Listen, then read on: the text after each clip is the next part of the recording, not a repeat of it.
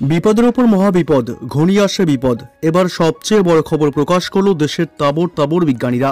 মারাত্মক বিপদ বাড়াচ্ছে জলবায়ু পরিবর্তন। দ্রুত হারে গলছে বরফ, বাড়ছে সমুদ্রের জলস্তর, যে কারণে সমুদ্র গর্ভে তলিয়ে যাবে দেশের 3টি রাজ্য।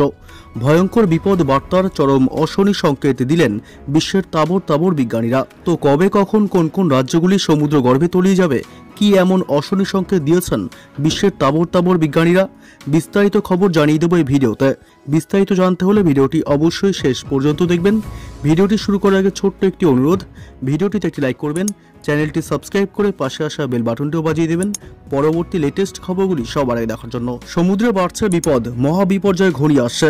সমুদ্রের জলে ডুবে যাবে বিভিন্ন দেশের একাধিক শহর, এমনই অশনি সংকেত বিজ্ঞানীদের। যতদিন যাচ্ছে ততই জলবায়ু পরিবর্তনের অবস্থার অবনতি ঘটছে।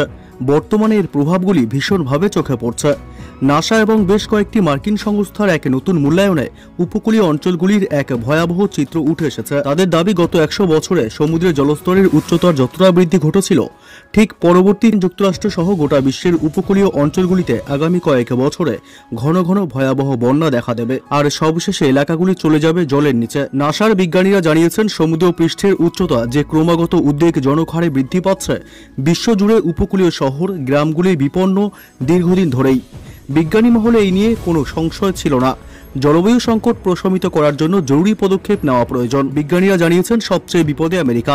এই শতাব্দীর অর্ধেক যেতে না যেতেই আমেরিকার ফ্লোরিডা, মেরিল্যান্ড, ভার্জিনিয়া প্রদেশের উপকূলীয় শহরগুলিতে প্রতি বছর বেশ কিছু মধ্যম শক্তির বন্যা হবে, যার ফলে ব্যাপক সম্পত্তির ক্ষতি হতে পারে।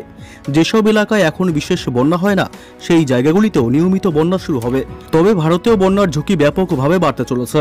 কেন্দ্রীয় সরকারের জলবায়ু পরিবর্তন কর্মসূচির আওতায় আইআইটি খড়গপুরের ocean engineering and naval architecture বিভাগের গবেষকদের একটি দলের পূর্বাভাস অনুযায়ী বঙ্গোপসাগর, দক্ষিণ চীন সাগর এবং দক্ষিণ ভারত মহাসাগরের উপকূলীয় অঞ্চলগুলিতে অদূর ভবিষ্যতেই সমুদ্রের উচ্চতর তরঙ্গ দেখা দেবে। এর ফলে উপকূলীয় অঞ্চলগুলিতে বন্যার হুমকি আরও বাড়বে। এতে করে পরিকাঠামোর ব্যাপক ক্ষতি, ভূগর্ভস্থ জলের সমুদ্রের লবণাক্ত জল মিশে যাওয়া, ফসল ধ্বংস সহ বিভিন্ন আর্থ সামাজিক ক্ষয়ক্ষতি দেখা দিতে পারে।